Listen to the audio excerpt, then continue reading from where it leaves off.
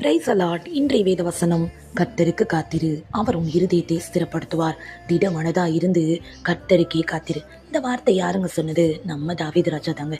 தாவீது ராஜாக்குள்ள இருந்த விசுவாசமும் தைரியமும் நம்பிக்கையும் நமக்குள்ளேயும் இருக்கணும் தாங்க கர்த்தர் எதிர்பார்க்குற அந்த நம்பிக்கை. கர்த்தர் எனக்காக நிச்சயமா எல்லாவற்றையும் செய்வார் அப்படின்ற நம்பிக்கை இருக்குது பார்த்தீங்களா?